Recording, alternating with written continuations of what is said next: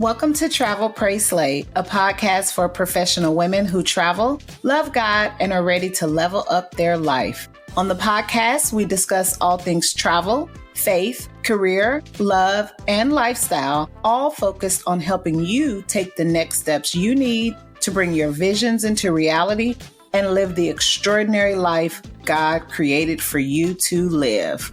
If you love Jesus, Beyonce, and catching flights, then look no further because you have found your tribe, sis. I'm your host, Toya Nicole, and I can't wait to get into today's episode with you.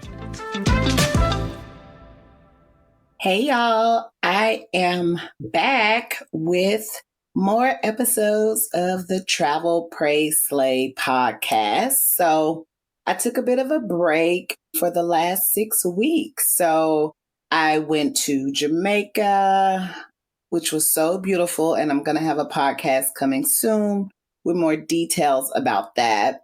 And then just needed some time to rest, recharge, as I'm sure everyone can relate to. So I hope you enjoyed the past few episodes where I did just some throwback episodes of some of the top episodes of this season.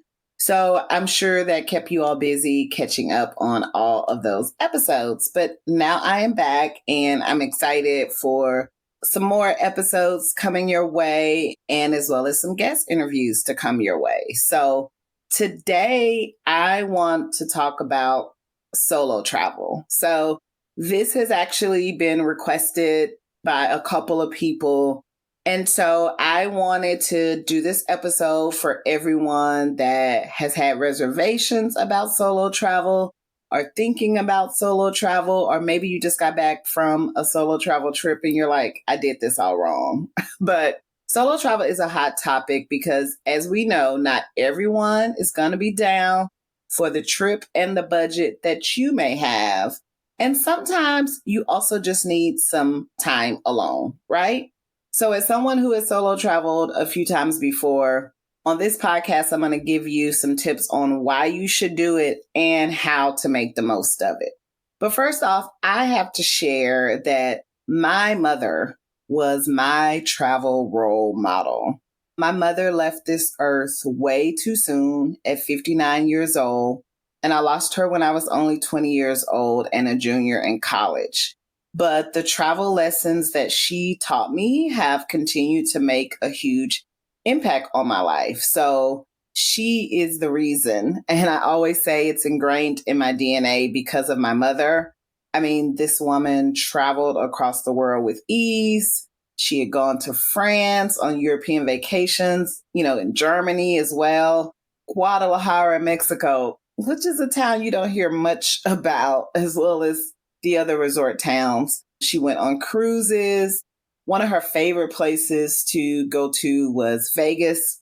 I remember going there on a road trip when I was maybe like 6 or 7 with some other groups of her friends who had kids around my age. When I was a teenager, she would go there on her own. She loved playing the slot machines.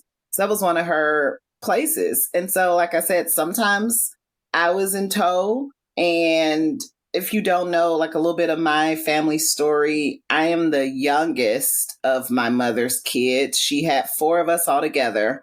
However, she had her first 3 kids back to back. She got married when she was 19 and started having kids. But then years later, I came along. And so when I was born, she had a 17-year-old, a 19-year-old, and a 20-year-old. She didn't like when I would say oopsie baby, but it's like, girl, you weren't planning on getting pregnant at 38 years old. And we know this. I always tell her, but she's like, I wanted to have you the moment I found out. I was just scared. So anyway, so there's a big age gap. So therefore, traveling with my mom and my age never really included my siblings because they were all grown and married and living their lives. So it was just she and I, and even as a divorced single mother, she always set aside that time and money because, it costs money to travel, to prioritize that. And I feel like she instructed me and showed me to do the same. one of my earliest kind of solo travel memories and kind of some of the travel lessons passed on was when I was 12 years old. She sent me off on an 8-day tour in Mexico with an educational group trip that my Spanish teacher had shared about and was also chaperoning the trip. But I'm like, okay, who sends their baby girl off to Mexico? Like, girl, what are you thinking? And I can remember being more afraid than she was. And I remember her telling me, I want you to see and experience different cultures. And I have faith that God will protect you. So I'm not worried. She got me a passport, braided my hair, and sent me off to Mexico. But she was right because I remained safe on that trip. I had an amazing cultural experience and it opened my world beyond what was then my current small world of Fort Worth, Texas. So mother truly does know best. And so I just kind of wanted to start with that just so you all understand just like where my love from travel comes from. And just that, our mamas and grandmothers were traveling solo. I know it's very popular now with our generation, but my mother, being a baby boomer, also did the thing as well, too. So again, I know traveling alone can be a scary thought, no matter how old you are. So here are kind of my top 4 tips to help ease any fears and to help make your solo travel experience safe, enjoyable, and more importantly, fulfilling and purposeful and fun. So first you want to start off with identifying the right destination. So do you want to lay on the beach and relax at a spa? Do you want to shop? Or do you want to tap into some history and culture? We've all been stressed lately, a lot going on. And most people are really trying to focus on those relaxing beach vacations. And that's probably just what you need to unwind. So foreign destinations are obviously always ideal for that, both for the relaxation and if you're looking to explore some history and discover a new culture. But what I will say is don't focus on that too long. Just choose a place, right? And to help you choose that, you can research some of the best places to travel. So according to Travel and Leisure magazine, a few of the top destinations that they recommend for solo female travel are one in the US, Seattle. So I have done Seattle solo before. I have family there and my job is headquartered there. So I definitely have gone to Seattle on my own, albeit work trips, but most of the time I had a few days to explore on my own. Very walkable city, very safe city, lots to do in the downtown area. So Seattle makes sense why they're on the list. Barcelona, Spain. Have not been to Spain yet, but Travel and Leisure recommends Barcelona, Spain for solo travel because it's a very walkable city and obviously so much culture there. Melbourne, Australia. It actually made the list for solo travel and it has been voted one of the most livable cities. I fully agree with that. As you all know, I've mentioned before that I went to Australia in 2016. I fell in love with Melbourne, Australia, and it is the one foreign destination that I said that I could easily live in. I could easily be an expatriate in Melbourne, Australia. And kind of bringing it back to the US, Washington, D.C. Washington, D.C. is a top destination for solo travel. Totally can understand that. Been to DC a number of times, going to DC next month, actually. And kind of one of the purposes of the trip next month is to visit the Smithsonian African American History Museum. And I would say that that is what makes DC, I would think, such a great solo trip because all the Smithsonian museums, all the memorials, the history that's there, you can spend all those days exploring and you see a ton of people doing that on their own. And so it's a lot to do in that city. Another place on the list was London. I went to London in 2012. I was with a group of people, but I can totally see where London is a good place for solo travel. Again, hop on the tube.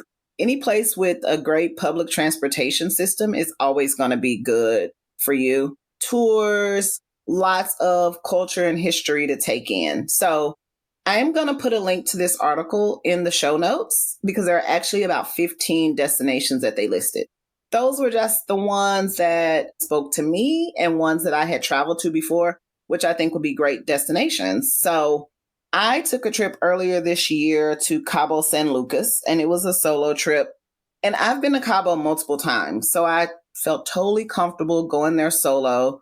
I was at an all-inclusive, so I didn't have to go off the resort too much. And, I made sure that I didn't go off the beaten path. I didn't really go out at night to be safe. And safety is something that I'm going to get into here in a little bit.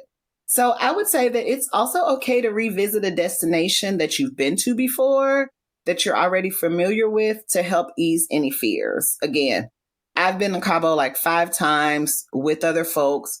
I knew what I was getting into. I already knew the lay of the land, etc. So it was easy for me to choose that as a solo trip. So once you identify your destination, you want to have a plan. The Capricorn in me does not allow me to do anything without a plan. And when it comes to travel, even if you are not a natural planner, I always recommend doing some research and having an idea of what you want to do before you go, right? Figure out where you want to eat, figure out what entertainment you want to take in. Is that going to be a show, a concert? Are you going for a specific event? What all do you want to sightsee?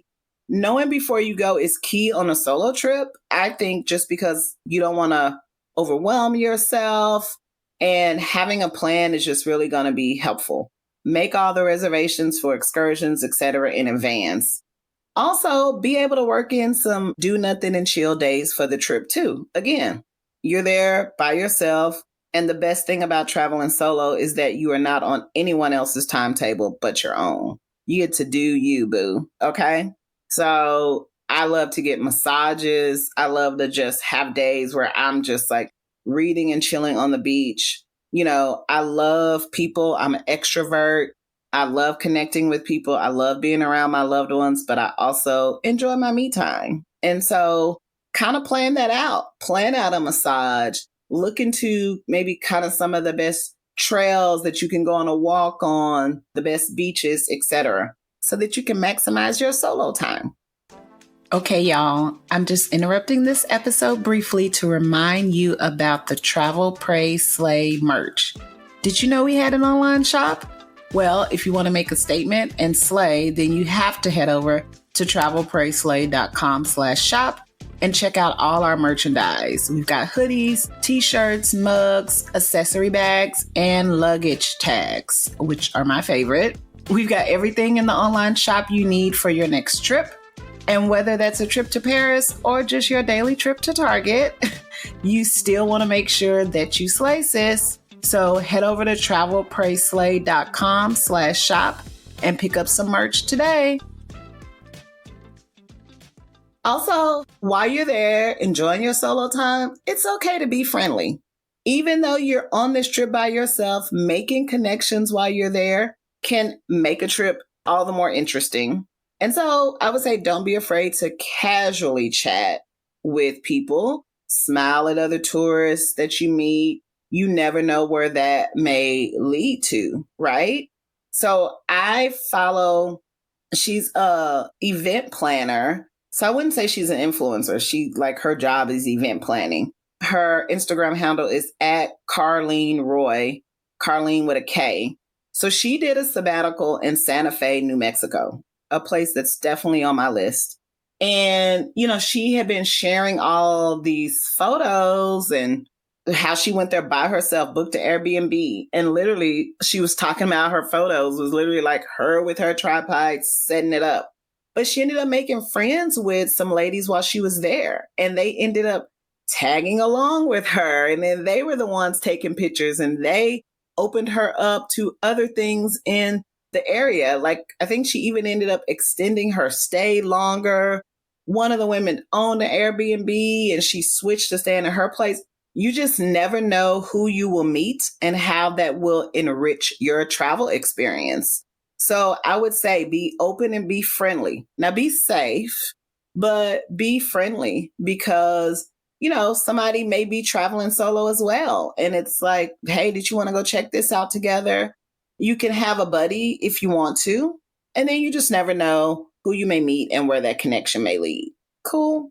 So, with that in mind, as I said, you want to be safe. So, that's the fourth tip. Be safe, because at the end of the day, you are by yourself and you don't have a group you're with.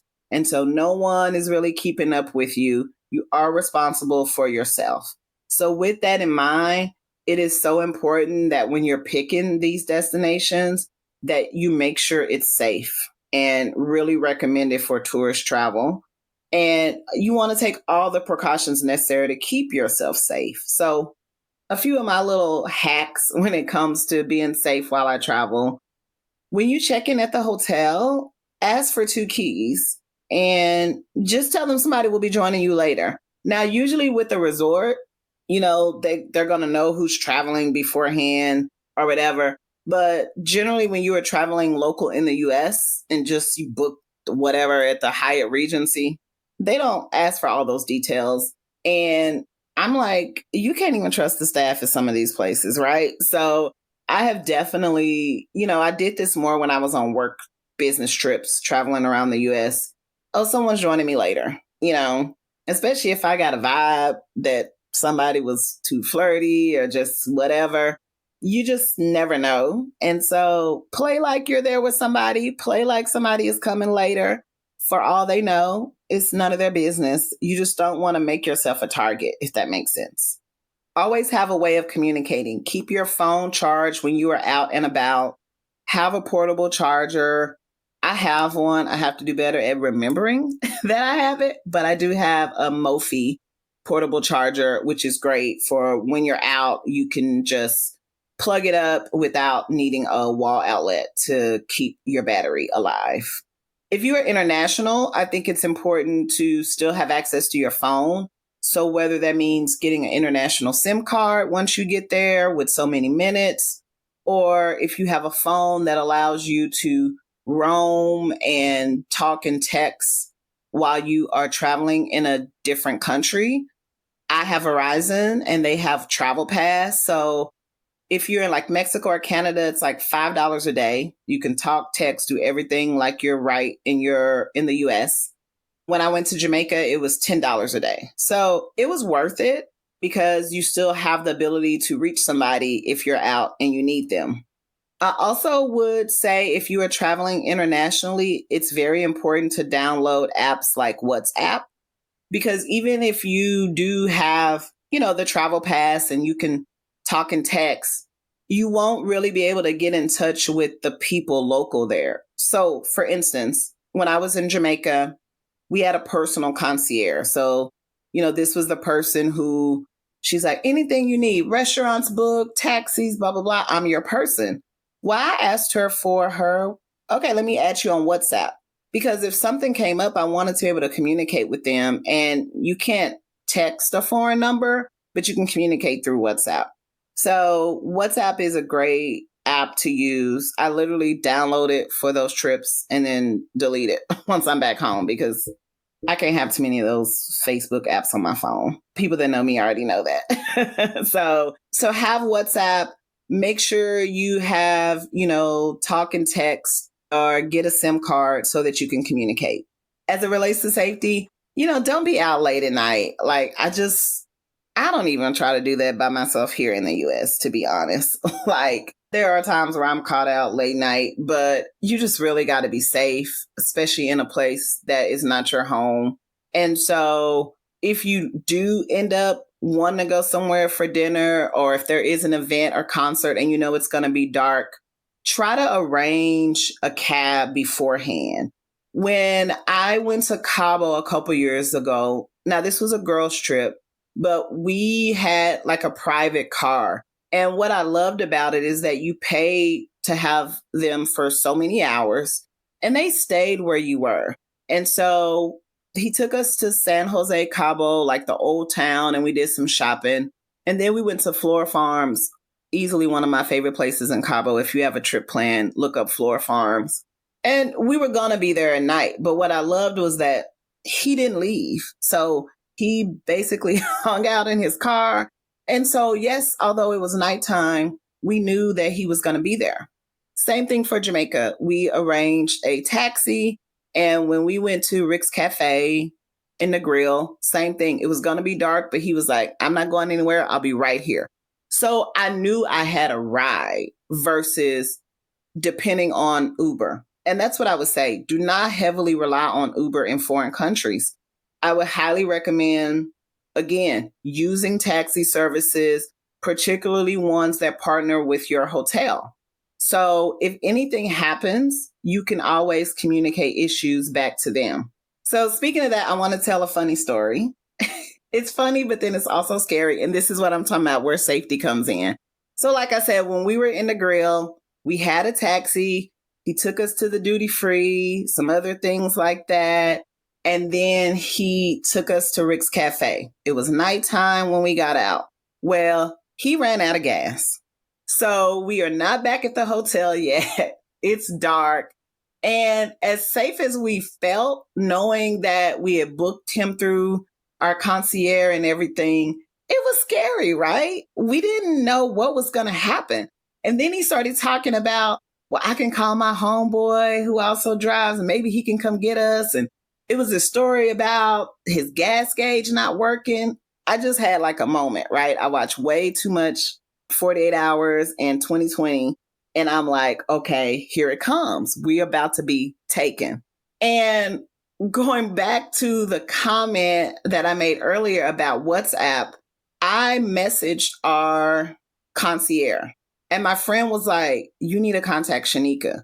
And I did it for two reasons. One, because I want to be like, we're stuck in this taxi that you recommended for us. And two, if anything were to happen, that would be our last GPS signal, right? Like they would know where we were, you know? And I literally was like, I noticed surroundings, right? I was like, he pulled up by the Margaritaville, this, and this.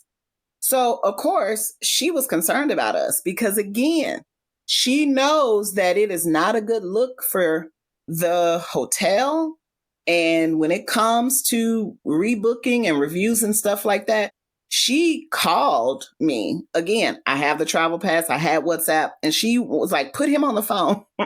And, you know, I can hear her speaking in patois, but I can still understand her, obviously. Like, what is going on? So we ended up getting a ride back to the hotel. But that's the kind of situation where, one, I was glad that we had, you know, a way to communicate to somebody. But two, those are the kind of situations that you can find yourself in. So I was like, okay, I got to talk about this on the podcast because it was definitely a scary moment for us. But, you know, I went into that mode of, you know what, let me send up a smoke signal.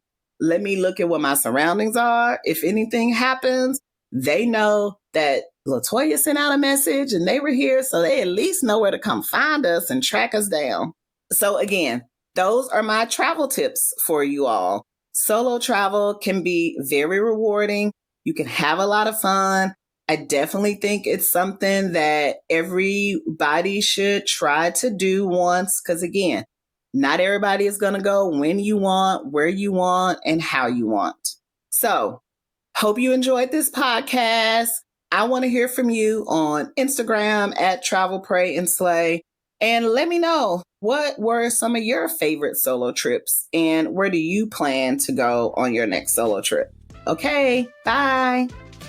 Thanks for checking out this episode. If you want to check out the show notes, you can head over to the website, travelprayslay.com. I would love to connect on social media, so be sure you are following me on Instagram at travelprayandslay and Facebook at travelprayslay. Again, Instagram is at travelprayandslay.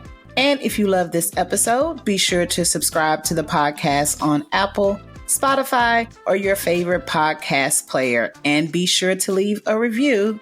Thanks for listening, and you'll hear from me soon.